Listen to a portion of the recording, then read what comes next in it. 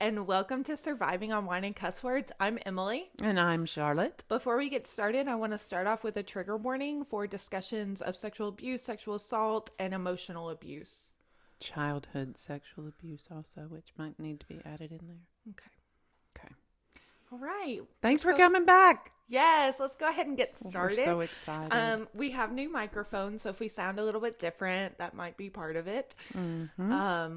We have different drinks because it's a crazy time because I'm on wine and Emily's on coffee because I am coming off working midnights and Emily's about to start working midnights. So Yes. it's a crazy time for us, but we get together and do it when we can. Yes. It's definitely crazy. We just realized I had my pants on backwards this whole last time we were getting ready for this. Tag flapping out. Like, you might be just a little bit tired, Charlotte. Right. But we're glad we're here. We're glad you're here. And Well, before we get into it, I just wanted to ask you kind of what was your highlight of this week? oh, my highlight of the week was Halloween. Oh, how is that? Halloween was fun. We gave away 60 pounds of candy. Oh and my gosh. 10 gallons of Kool-Aid and dressed up and watched all the little ghosts and goblins walk by. And that's our penance for not having our yard rolled. Yeah. I mean, we have to be out there. We have to do it. We had friends come over and handed out candy. Just one of those days that you love. You were working, so you didn't get to come enjoy that. Yeah, I had a late day that day. I actually got to wear a costume to work. I don't get to wear So costumes to work. So I was a unicorn. So all those patients, I would come in and, I'd be doing something serious and I forget I'm dressed as a unicorn. I've done that before. So, Yeah. This year it didn't happen. The voodoo doll, the scarecrow, the skeleton. We had several costumes this year, several things to do. yeah. And Beth from Oh, Yellowstone. Yep. That was a good one. You changed into I some changed costumes. a lot. Yeah. And there was a kangaroo in there at one point. Yeah. And then a sports fan. You were ready. I was. You were ready 4 to go. costume changes for the party. Okay. All right. Well, Gosh, it's hard to make a segue, Yeah. but if you've been with us, we've dropped you in the middle.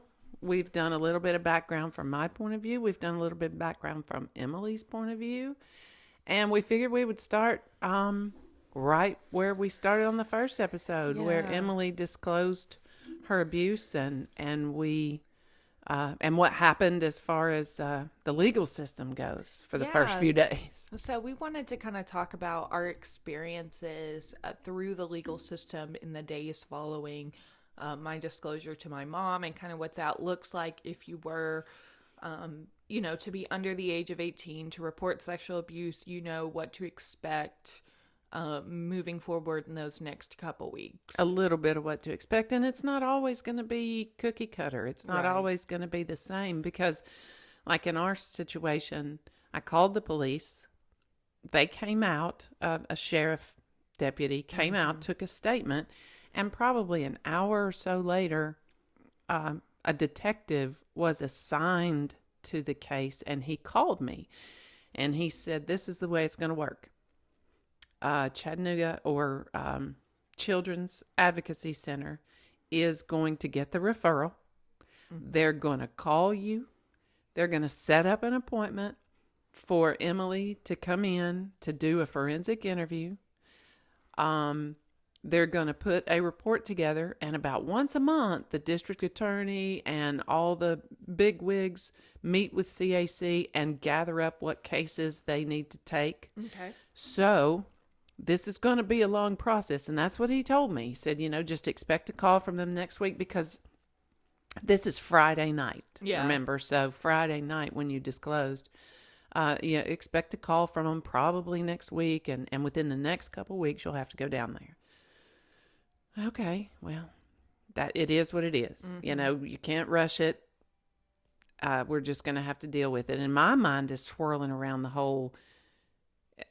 I hadn't said anything to him except that the kids aren't coming to you tonight. I sent him a text and said that. My dad, Yes, Jason. yes. Okay. The kids aren't coming. I'm keeping them.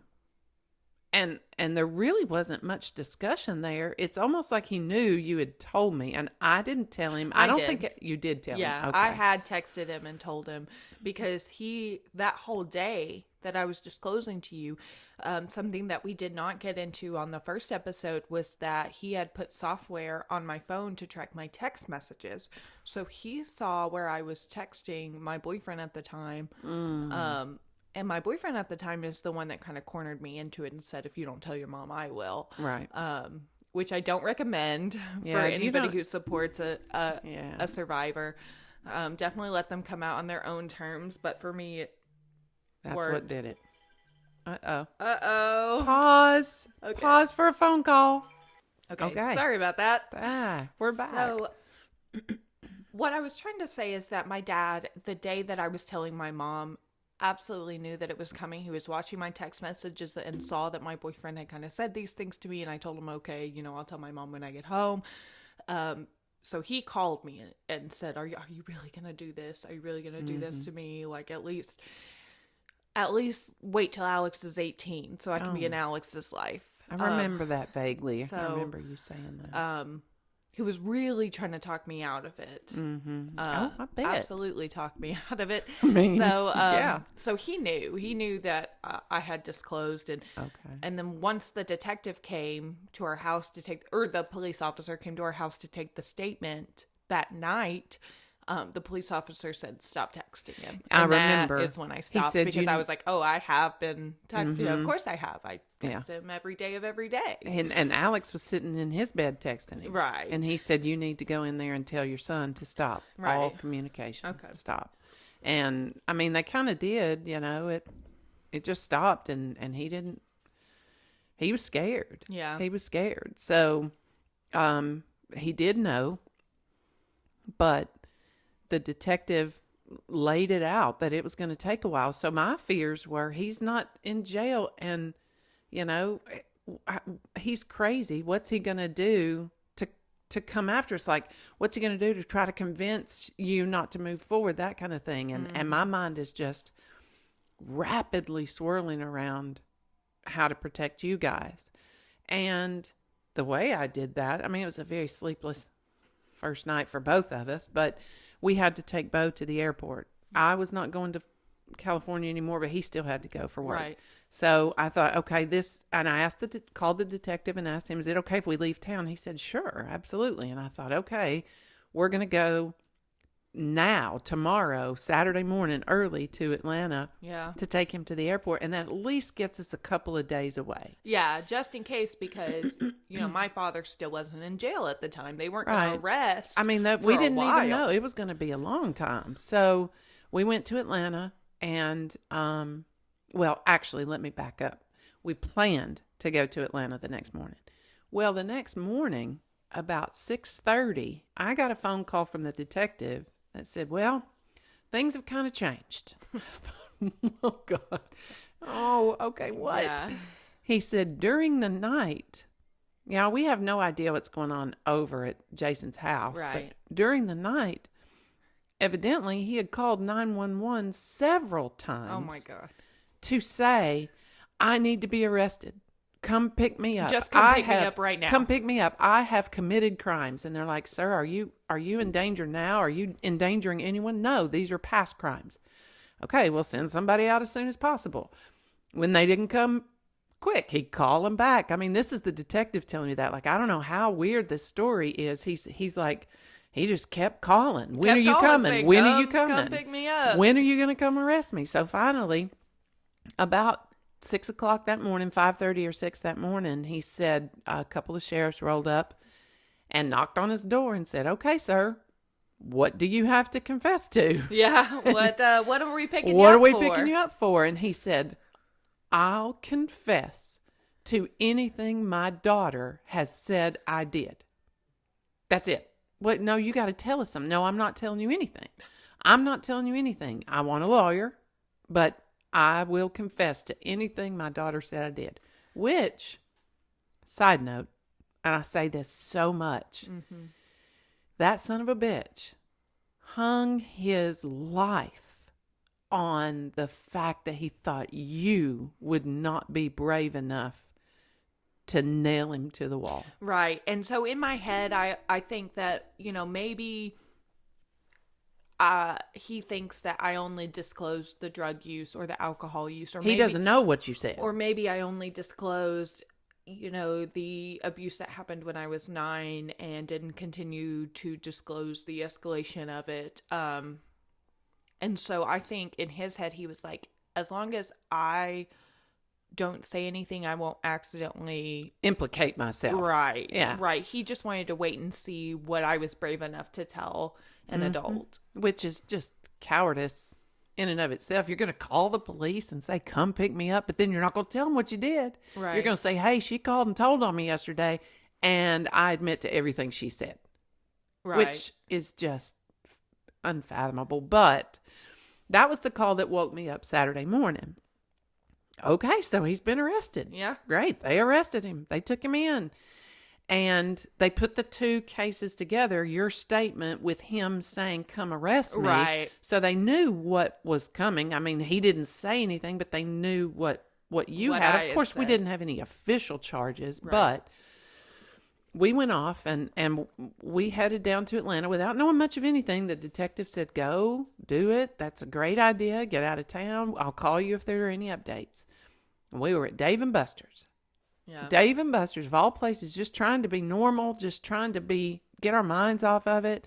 And I get a call from him and I see it. I panic a little bit and I go outside and he said, well, of course it's the weekend. There's no judge there. It's Saturday. So he's seen the magistrate, I think is what they call it. There's no judge on the weekend.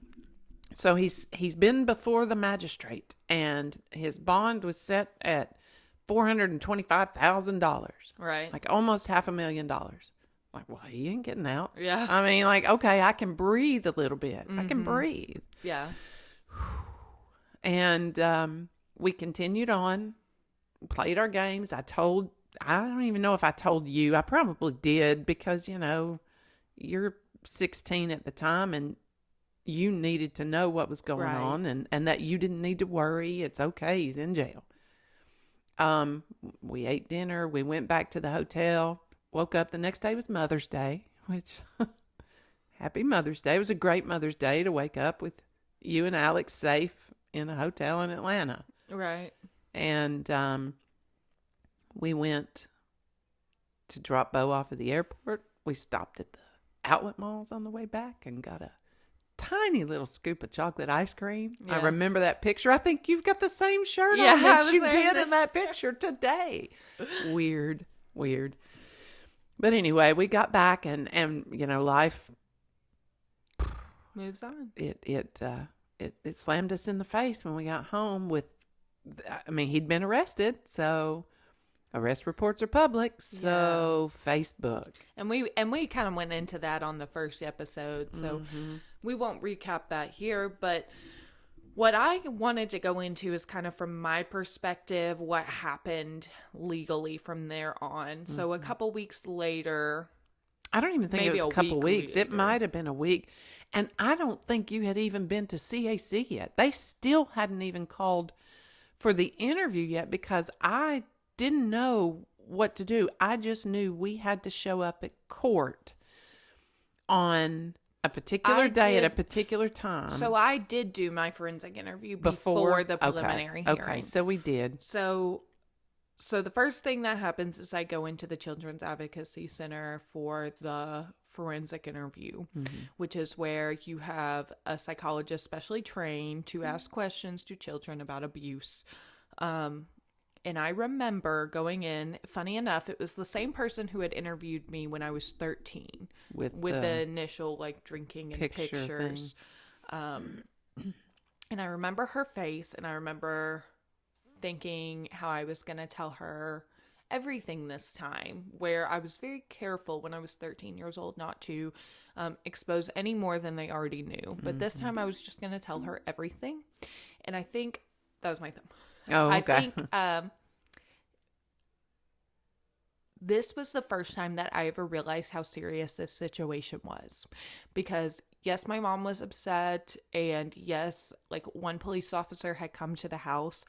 but there was a team of detectives, there was the forensic interviewer, and I'm 16 years old at this time, so I'm not stupid. I know that there's cameras and that people are watching, and when I come out of the interview room, I peek into the monitoring room and I see how many people were in there and watching. A detective, another therapist, lots of people really invested. And this is the first time it really hits me, wow, like something serious has happened here.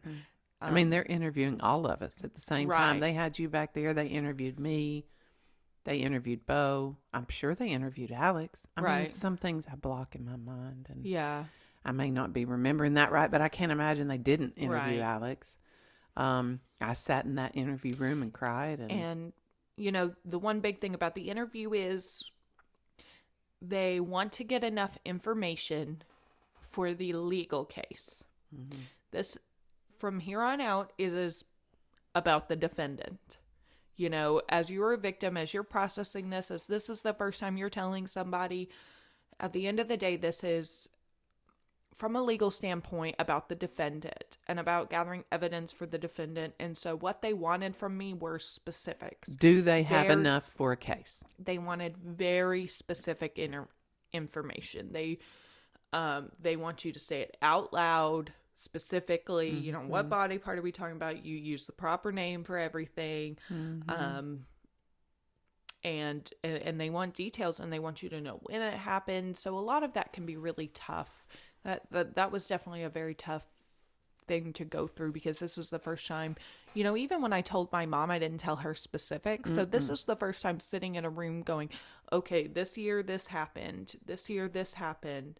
Here's exactly how it escalated. Here's physically what happened. And it was hard because she's like, I'm so sorry, but we do have to go into more detail.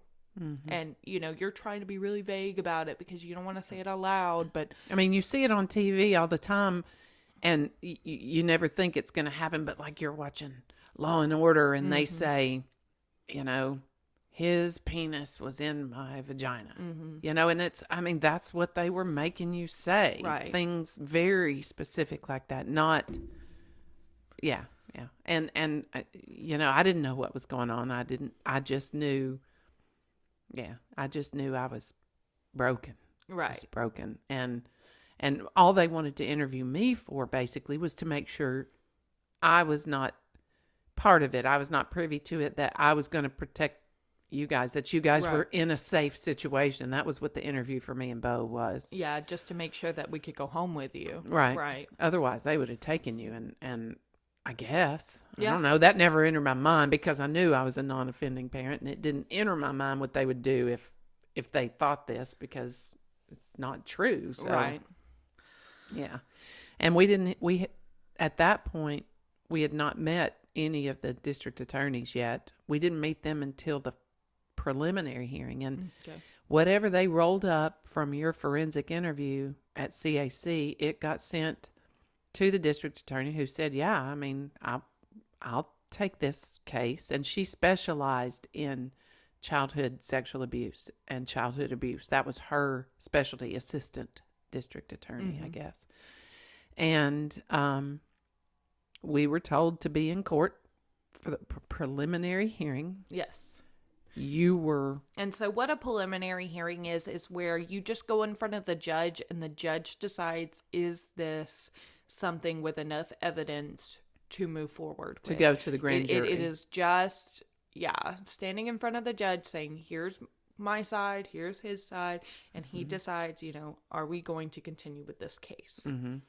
And then if he says, yes, we've got enough, then they take it to the grand jury, who hears much more detail. And then they decide, the grand jury decides, based on the information they have, what charges are to be given. And so we didn't know that at the time. I mean, we learned that through the process. Me going in as a 16-year-old, I don't really know what to expect from a preliminary hearing. I thought it was going to be similar to my forensic interview, where I'm just kind of sitting in a room and, privately one-on-one, maybe with the judge in the room, telling this story. And so I think it's very interesting. It's very valuable to tell people what to expect, because this really blindsided me. And I think just added to my trauma a little bit.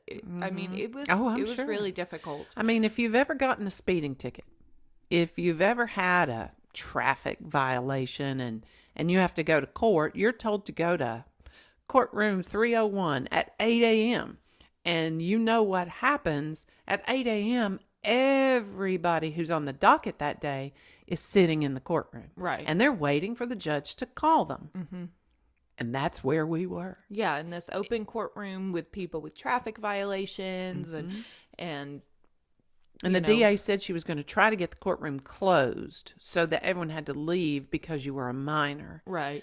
She was unsuccessful. Yeah. And it was coming close. We're sitting in the galley. I guess that's what you call it, just like everybody else. And so many times the judge was having to hit his gavel and say, quiet in the courtroom, because nobody gives a crap about anybody's case but their own. So they're sitting Everyone's there talking whispering to their themselves. next door neighbor, and they're not paying any attention to what's going on up with the judge because they're just waiting for their name to be called. Mm-hmm. And she was unsuccessful getting the courtroom closed. So as we're sitting there, I leaned over to Emily and I said, I know you're scared. You've been told you're going to have to say a few facts. You've been told he's going to be standing there with you because they're not separated. You are standing in front of the judge, defendant, and the state, which we were the state's witnesses. Right. And that you were told you're going to be standing right there next to him. We're going to ask you some questions. I'm going to be as quick as possible, but you got to answer them.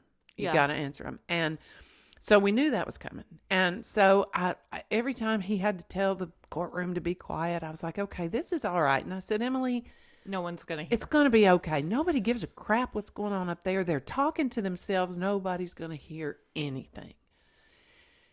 And they call him as the defendant, and then call the state. And my dad walks out, and this is the first time I've seen my dad in his orange jumpsuit, since shackled. The last time I was with him when he was outside of jail. So shackled. This was jumpsuit. Crazy to kind of see him walk out like that, and what's running through my head? Oh, this is my fault. Like a lot of blame, a lot of guilt that I brought everyone here today. Just in that time, obviously now that I see that was a very necessary part of the process. But I'm feeling very guilty. The very first time I see him in that orange jumpsuit, like, oh my God, that's my dad, and that's my fault. Well, we processed through that future. Right. And they called you up there, and I asked, can I go? And Leslie, our district attorney, said, absolutely. And I stood up there with Emily, physically holding her up as she had to tell and answer the questions. Now, let me put you in. They called everybody up there. So 5 people standing in line. There's Jason's attorney, and then there's Jason, and then there's Leslie, our district attorney, and then there's you, and then there's me. And we're all standing in a curved line. Up to the right at the judge. He wanted us right at the bench, so we're right up by the bench. So it's not a straight line, it's curved line where like I can see straight into his attorney's eyes and you can see straight into his. So it's a bad situation right off the bat. It was really tough to stand next to him like that in that situation. And they had preliminary charges, we'll just say. They had rape, incest, and aggravated sexual abuse or something Sexual like battery. that. Very, very vague charges. But they read the charges and the courtroom went quiet. Silent. You could hear a pin drop. All that chatter, all that everything stopped. Nobody was even breathing. And there we were. And I had just told you, relax, calm down. Nobody cares. They're all talking among themselves. Nobody's paying attention to what's going on up there. They read the charges and it stopped. And I was horrified and had my arms around your waist and physically holding you up while they asked the absolute fewest questions they could ask Right. to give the judge an idea of what was going on. And I remember the judge was a very old white man, Mm-hmm. and he couldn't hear very well. So I would say something Of course like, not. and I remember I said something, and he said, "You have to speak up." And the word that I had said was penis. And Yeah. so I had to speak up and say it really loud. And I just remember that like deafening silence as that like echoed across the courtroom. Yeah. And, you know, pretty much everything I said, he was like, speak up. So I had to say it twice, you know, because I'm just like, was not expecting to be, you know, standing right next to my dad saying all this stuff out loud to strangers when I had, In front of strangers. right, in front of people who are getting traffic tickets and people who are just dealing with some Misdemeanor Right. charges, and they're all just in there waiting for their and turn. that room just goes silent. And his last name started with a D, so we were relatively close to the beginning of the docket, and there were lots of people behind us still waiting. It was tough. It was super tough and really scary. I know it was. I mean, it was scary for me. I can't imagine how scary it was for you, but you did it. Yeah. You did it. We were super proud. We got out. We got through it, and the judge, did he say right then, bang, here's your, take it to the grand jury, or did we have to what? No, I think he said it right then. I think he said, you know, based on what I'm hearing, Yeah, there's we'll enough. proceed. We will proceed to the grand jury. And set another date. Set another date. And we walked outside. Of course, they took him away through the back because he was still in custody. And we walked outside where we officially kind of got to talk to our district attorney. Leslie is her name. And we got to talk to her. And I just remember her telling you how wonderful you did. That was amazing. You did so good. You did so good. We're going to move on. We'll give you some dates, this and that and the other, you know, just kind of encouraging you. But then she took me kind of to the side and said, this, you need to know, this is not going to be easy. You need to know, this is not your case. Yep. This is the state's case. The state is charging him.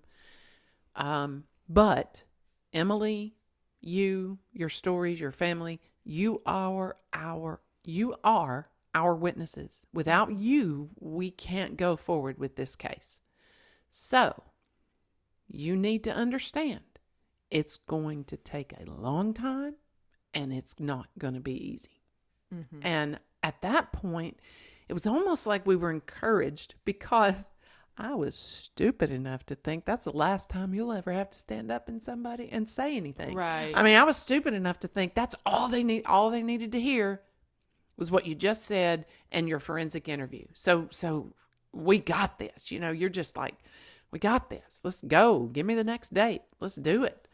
And I mean, in the future, you'll find out that didn't quite happen. I mean, it was a long journey. It was for anybody out there who may be going through it, who may be worried about it, it will come to an end. But it was long. It was hard. It was days and days of court dates and delayed dates and motions to hear this and motions to hear that and testifying. And, you know, it broke my heart anytime I got a phone call or a text message from her that said, you know, we need Emily in court this day because she's going to have to testify. Right. Why? She's done that before. Well, no, you know, not to this judge because we got assigned our judge. That guy, that judge was not our judge. He was just the general court sessions judge, not the criminal court judge or whatever we wound up with. But we didn't have to see him again, but we did have to see him again. Right. We saw him again when you got a speeding ticket. In the middle of this trial. I am still 16 at this time. We okay? had to Give go. me a break. We sat in that courtroom as a speeding ticket offender. And I mean, that was kind of ironic. It was a And little traumatic too. I'm like, yeah, oh shoot, I'm back in this courtroom. gotta go back up there and talk to him about how I'm gonna throw myself on the mercy of the court and just give me traffic school so that insurance doesn't go up. But I did have to go to traffic school. that's right, because I wasn't gonna pay for increased insurance. You sped, you got caught.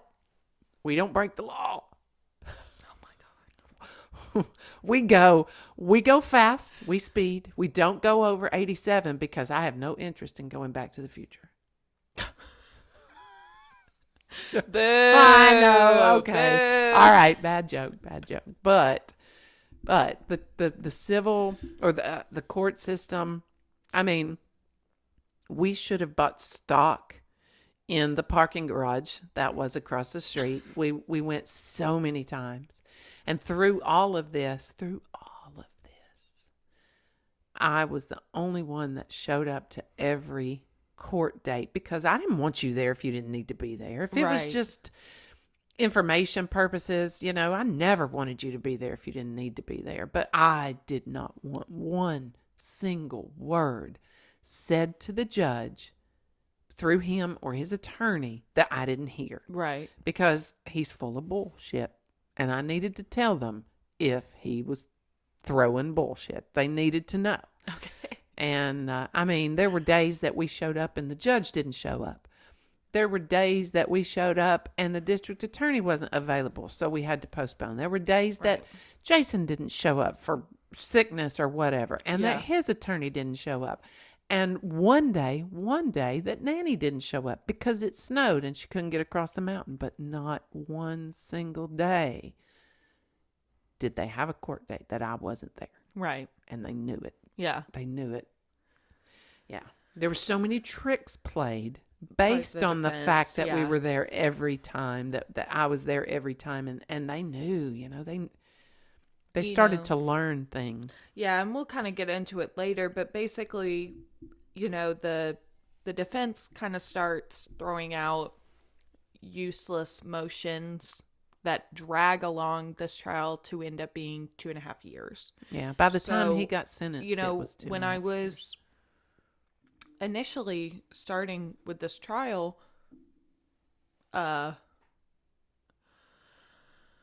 we think you're 6. I mean, I was naive enough to think when she told us it's going to take a long time and it's going to be hard. It would be like a year. Maybe 6 months. Right. 6 months. Oh, we got to go through this. We can do it. At this time, I'm in my senior year of high school. I'm about to go to college, and getting you back to testify was a scheduling nightmare. Right. Because when I still had school. I mean, we would say things like, this is a great week for this hearing. And they would say, okay, December 2nd it is, because she's done with finals. And we would go December 2nd, and they'd be like, we need to move it. Mm-hmm. Or, I mean, it was just, there were so many times that he filed motions that seemed so silly just to delay what was going on, that it was at that point that I started thinking, why can't they see through his bullshit? Right. And you have to be through with the whole thing, and you have to be successful at the end before you can say everything they did. They granted these motions and they granted these delays on purpose so that he could never come back and say his rights were violated. Right. And I understand that now, but boy, during the time, I would hard. cry. I was like, okay, the defendant has the right to a speedy trial. What about the victim? Right. Don't we have a right to a speedy trial? Yeah, we're being dragged too? through the mud because this is a he said, she said kind of trial. Right. And all the protections are on the defendant. That's right. There's no protections on the witness of the state. And we were reminded several times, this is not about you. Yeah. This is not about you. This is about the state bringing these charges to him. And you are simply a witness. Our witnesses, our star witnesses, our best witnesses. And if we don't have you, we don't have a case. So we were often. Actually, funny enough, they had a lot of text messages from his own phone Oh, towards yeah. the actual trial, and we'll do an episode on the actual trial. That was a 5-day long It was excursion. excruciating. And Um, we'll get into that at another time because it's going to be hard. We're not here to sugarcoat anything for anybody. I mean, we'd love to tell any listener who may be going through this, who may be thinking that they want to disclose something. We would love to say it's easy, but it's not. But there is so much support out there, and that's what we're here to advocate for. There's so much support and there's so much guidance. There's so many people on your side once you do that you will go through it. You will make it through. After the preliminary hearing, the district attorney was floating ideas of What do you think about what a they call it, settlement? settling. Yeah. You know what? Settlements. And I think the first year the first settlement they ever Oh, they had several. they ever sent out was 2 years. Yeah, and we were like, "Pfft, 2 years. No. And my mom, being No. the person that she is, has already looked up what the maximum charges are and what he could get. No, he could get 39 years. We're not settling for two. because in my head I'm like, damn, I wouldn't even be out of college by that time. And and if we had settled for 2, definitely a lot of time served would have, he would have been out by now. Oh, yeah. And so in my head I'm thinking, God, I'm scared to get up there and testify, but I'm more scared that he gets out in 2 years. But there were always teetering moments where There were, yeah. we would absolutely. get further into it and more, what do they call that when the attorneys share information with each other? Discovery. More discovery. Like she would share something with him and they'd be like, okay, what about 9 years? Yeah. Would you settle for 9 years? And so the settlement offers kept going up. And, the trial itself, there's so many things we could get into about it, but we have to remember she's flat out said, we were such credible witnesses and Emily was such a credible witness. It is a crapshoot without us, and she would not have gone to court. Yeah. She always gave us the option. One thing I did want to say is that the district attorney did have the power to take those settlements without our input. Without asking. She could have just settled for 2 years and moved on to another, Yeah, she gave us the human decency to ask us what we thought. What do you think? What do you want? Every Yeah. time. And I understand from her perspective, she needed to know that we were still on board because, if we weren't on board, she That was felt it, like she yeah. wasn't going to win that case. But she could have settled for 2. She could have settled for 7. She could have settled for 9. She could have settled for 12. Right. Every time we got those offers, she could have settled. But she asked us what we wanted to do. And I know there was one that we said, this is it. We're done. I think it was a 9-year offer. I think it was a 12. Maybe it was With a minimum of 9 years served or something. right. So But we talked about that that was night. right after motions had been filed. And every time a motion was filed, I actually had to come in and testify because it became an argument of whether this motion would pass or not. So it wasn't the actual trial, but it was me having to give testimony as to whether the motion would pass. And the big motion that we had in this case was that they wanted to split the charges into different trials. Severance. They wanted to So- sever all 9 charges. Well, we hadn't even gotten into the grand jury and what he was charged with. Well, let's talk about what he was charged with and kind of how that moved. Well, they took it to the grand jury. And I don't know how the grand jury works. All that stuff's super secret. And I've never been on a grand jury. But from my understanding, they present everything they have. There are no witnesses, but they present everything they have. Your forensic interview, his phone calls, text messages, anything they've gathered. My phone calls, my Your- text messages, because all of those were Alex's. on his phone. Yeah. And they take all that and they present it to the grand jury and tell them all the legal ins and outs of what they can charge with and what they can't charge with.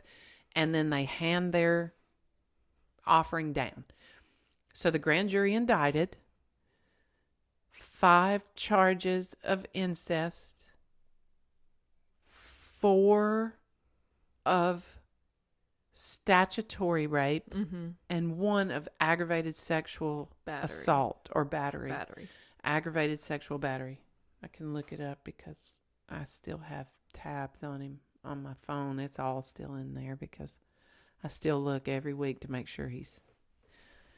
That's a spoiler alert. Let's make sure he's still in prison. But right. But they indicted on 9 counts, which, like Emily said, I looked up every one of them and what it's going to take to charge him with them, what it's going to take to get them passed, and I became a really, really astute student of the law in those years, and those counts would have gotten close to 60 years if he was found guilty on all of them, and if he got the maximum sentence on all of them.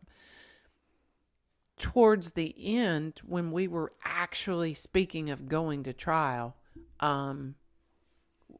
Leslie, the DA, talked to us about dropping the 5 incest charges because she said they're going to focus heavy on the fact that he was not your biological father. Right. They're going to focus. I mean, even the grand jury said, no, this qualifies as incest and we're going to indict him on those charges. But she said, we want to focus on what we know we can win.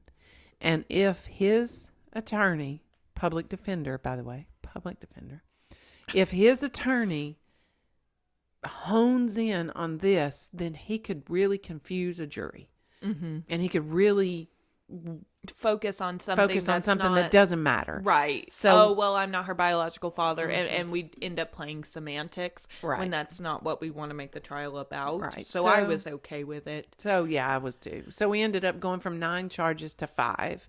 And I think 4. And I'll have to look it up. But, I mean, you get the picture. You get the idea. So, yeah, when we went to trial, it was actually 5 different charges that carried a maximum sentence of 39 years. And I wasn't going to settle for 2. Right. I didn't want to settle for any of them. Yeah, I didn't either. But it was like Leslie giving me the decency of a phone call to say, what do you think? I gave you, because I'm not the one that's going to have to get up there and tell what happened. So I wasn't. I was only the support. So I came to you with every offer they gave us, except maybe some of the shitty ones. think the hardest part was going to college and having to come back home. You know, I really wanted to go to college and stay up there.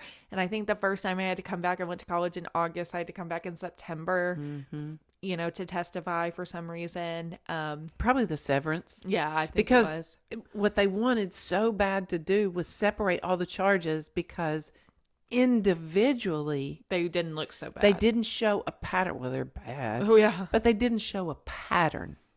So they wanted to erase the pattern. Yeah, just make them all seem like one-off occurrences instead of this pattern of grooming and this pattern of raising me to be in that position, which would have, I feel like, affected the sexual battery charge, which held the most time. I think they wanted to tear that one down because a big part of that was because it was sexual battery by an authority figure. That was a big one. And so they wanted to tear down the idea that he was an authority figure. They wanted to tear down the idea that this was a repeated offense. You know, there were a lot of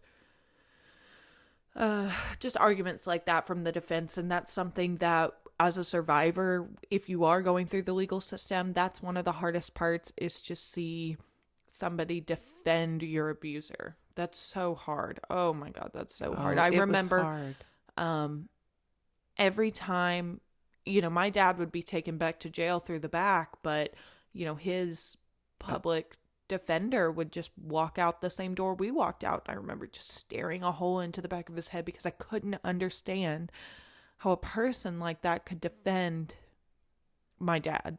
I don't understand how he could be so hard and make this so difficult for us. It was really hard. I took it very personally that he was there. And technically, I guess, You know, when you are a public defender, I think there's something in there where attorneys have to volunteer for a certain amount of being a public defender Right. to have some clout or some club somewhere. I'm not sure what Clout. it is, because he He's did getting not clout. work. He didn't work at the public defender's office. He was Right. a private attorney that was assigned this case. So it was weird. And I understand. The need for public defenders. And I had to, as opposed to coming home and throwing up every night that we had a court case, I had to remind myself, this guy is defending his rights, making sure his Not rights, defending his not actions. defending his actions, defending his rights, and making sure that every opportunity he's given to do whatever it is, to explain his story or whatever. I remember seeing him in Walgreens one day and losing my shit. Oh, because he's a Losing my normal shit. person who lives in this town, He's just like just us. a normal person, and I was. Oh God. And then, you know, I don't want to fast forward because there's so many things in the trial that I want to talk about in different episodes, but what he did during the trial, just, And we'll talk. if I wasn't already broken, oh God, you know, and I'll say this now, we were broken. We were all broken. This whole family was broken, but we were like the little Chinese bowls that get melded back together with gold, and they look even more beautiful Right. after they're fixed. Yeah. And that will happen with anyone that needs to disclose this kind of abuse. I mean, there is help. There is hope. There is a happy ending. Right. Well, Gosh. I guess that's kind of There's gonna so where many things we're that- gonna leave it off, and then we can kind of continue the story about the trial in the next episode. Absolutely. Mom, do you have any parting words? What I will always say, if you want to be heard, email us at survivingonwineandcusswords@gmail.com. Nothing is going to be read on this podcast. We will reach out to you. We will help you. We will give you resources you need. If you just have a question, if you just want to say, hey, I'm glad there's a success story. There is a unique pain that comes along with going through the legal process in this scenario, and I feel like it's not talked about a lot. So if you are going through this, having to, you know, even if you're a victim of domestic abuse, if you are a victim of, you know, psychological abuse, whatever's going on, that you are fighting somebody in court, we understand the pain. I felt like nobody understood how hard it was for me to get up and walk to that judge's desk. I understood. It was so I did not- hard. I empathized. I held you. I know how hard it was because you couldn't hold yourself up. Right. And we want to be there just as ears or support for anybody who is going through that. There are resources, and it's not just us. We'll get into how fucking awesome CAC was for us. We will get into how fucking awesome the district attorneys were for us. Right. We'll get into that. These people were there for us. I mean, their record was on the line. They don't want to lose a case, but they were there for us. And you have support. If you have nothing, you have the two of us. Right. Period. End of discussion. So if you have a story that you want to share about maybe testifying against an abuser, or maybe even making a choice not to testify against an abuser for your own mental health and sanctity, we were just so fortunate that my abuser, Jason, was somebody who incriminated himself. You know what I mean? And so this isn't someone who it wasn't hard to fight against, but I can definitely empathize if you were in a situation where you don't remember details or faces, or there's because so that's a much defense of it mechanism. That's a survival skill to forget it to all. forget. And, you know, somebody says, well, I need details. I need to know why you know it's on this date, why you remember this happening. I need specific details. And, you know, there were a lot of instances that were not charged. A lot. There were a lot of instances that charges were not brought because I could not remember enough details for that to stick as an individual charge. They needed a credible story. And when you could say, oh, I know for a fact it happened on this day at this time because it was his birthday. Right. And we had gone to dinner. And, you know, when you can build enough around it, it's really hard. And, you know, the support that we can offer is really invaluable. Yeah. You know, I can't imagine me as the non-offending parent running across a podcast like this back then. I wanted so bad to talk to somebody who was in my position to give me, what do you do next? What do you do next? And same for you. So we want to, I will always end an episode saying, we are here. We are your advocates. We are here to tell you you can survive. Of course, if you are somebody who did make a decision to settle or made a decision not to pursue legal charges at all, know that that's okay too. And Absolutely. that you made the best decision for yourself. Because you're the one that matters. In my position, at my time, it was something I just wanted to go through. I just felt it in my heart that I wanted to make sure he was behind bars. That was just part of the fire and the burn for me. But I completely empathize with other people who just, you know, maybe your abuser passed away and you'll never get justice. Mm-hmm. You know, there's so many scenarios that make everybody's story unique. And just know that if you didn't take this route, that doesn't invalidate anything that you went through. Exactly. And sometimes just talking about it. Even if they weren't found guilty, even if you did take this route and they weren't found guilty. Right. Or you decided to back out and, you know, not testify. All of those are still extremely valid as a survivor.